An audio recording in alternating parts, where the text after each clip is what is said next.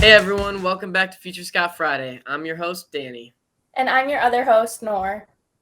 Today we're going to be chatting with Rae Buchholz from the admissions office. Hi Rae, welcome back to Future Scot Friday. We are really excited to have you on here again. Could you start by telling us what your role at Alma is and how long you've been with the college? Thank you, Noor. I have been at Alma for a little over a year, but I have been in higher ed for almost 30. So I feel like I have a pretty good grasp on some of the things that are going on, but I am the director of Transfer Recruitment. So I work with students who have either taken a gap year after high school or who are transferring in from a different institution. What should a student do if they're interested in transferring to Alma? I think the first thing they should do is contact me. Seems like a good idea.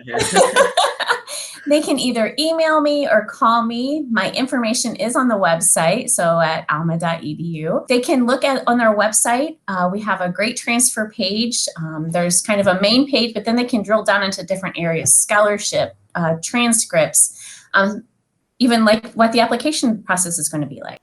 So Rae, you mentioned scholarship opportunities. Can you touch a little bit more on that for transfer students? Oh yeah, I'd love to. I think we have some of the best transfer scholarship packages available. So our main transfer student scholarship is GPA based, and then we have a distinguished transfer scholarship. So if you have above a 3.0, you can interview to get an additional up to $4,000 per year. We also have the Phi Theta Kappa transfer scholarship. If you're coming from a community college, you also get another $2,000. And then we have the other scholarships that our first year students get. So really you can build a pretty good package if you're coming as a transfer. Especially if you're out of state community performing arts major. Yeah, exactly. With the 3.5 and you put and up. down someone as your referral. Yeah, it's like Exactly. Danny, because why would you put Noor, you weirdos? Because Noor is the best host. So are there any organizations or opportunities for transfer students once they're enrolled at Alma? So we have the Transition Assistance Program, which we call TAP at Alma. And the idea is that we give a little bit more resources for those transfer or non-traditional students because they do have different needs for housing, for credits that are transferring in, maybe the meal plans. We also want to make sure that they're properly engaging with some of the other students on campus. And like with our first year students, we know that they're meeting people right away, but our transfer students haven't had time to make those connections yet. So the TAP program works to connect them with other transfer students, but also to connect them with faculty members, with staff members, and with other students on campus that are traditional students. They can also take part in our new Living Learning Community for transfer students. The first year will be this fall of 2021, but we're taking a little wing of Newberry Hall, and the transfer students can live together. That way they have shared experiences. They are usually a similar age. And then we'll have different activities that they have to do. Some are academic, some are social. It's really partnered with our TAP program, so it's kind of a nice support system. This way we know that they can all be together. It's actually a really, really cool program. Exactly. What type of credit does Alma accept for students that are thinking about transferring? Yeah, I think Alma does a great job with the transfer evaluations, the transcript evaluations, and getting the credits in. We have a tool that's actually online. It's a living document that houses every class that every transfer student has ever taken that we have access to. So if they've applied to Alma, send us a transcript, it's in there. If there's a class that we haven't gotten yet, it doesn't mean that Alma won't accept it. We just don't have it in that document yet.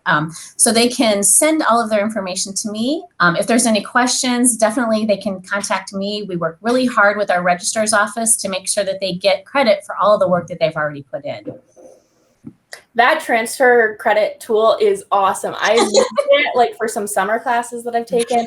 And then like coming out of high school, I had some stuff from community college that I take. And yeah, that was awesome because you can just like plug in the class that you took, and then it tells you exactly what class at Alma it is. And yeah, awesome. Use it.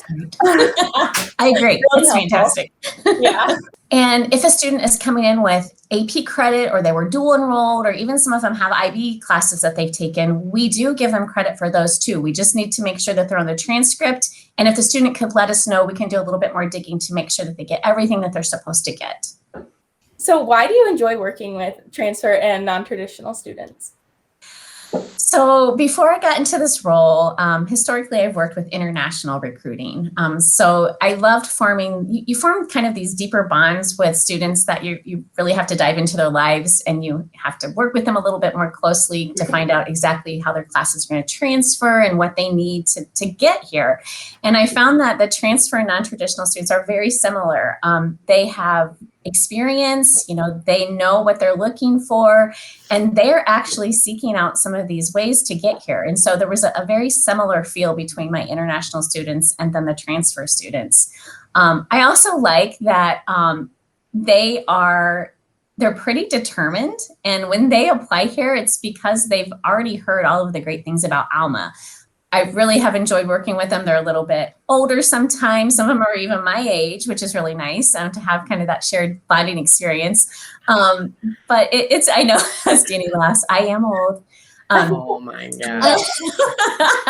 So yeah, it's been really nice to kind of get back to that relational recruiting tool that I used to have. So that's what's been most fun for me. What do you like to do for fun when you're not working at the school? Gosh, that's so funny. So I think everyone knows I have 4 kids, and we now have 4 animals. And so I lovingly refer to our house as the zoo. So there's always something going on here, a sporting event, a practice, an exam, something going on. Sometimes a sick animal, you get all those fun things. But personally, when I do get a break, I like to go outside. That's probably my favorite thing to do. I usually, as I was growing up, I grew up on a farm. And so being outside, being out in nature are my fun things. I like to canoe, I like to hike.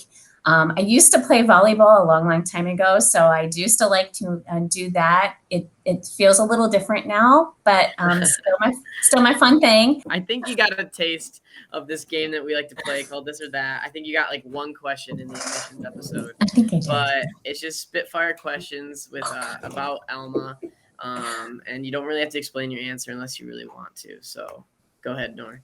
All right, so Sac or Dow? Sac. Starbucks or Highland Blush? Starbucks. Stone Rec Center or the weight room?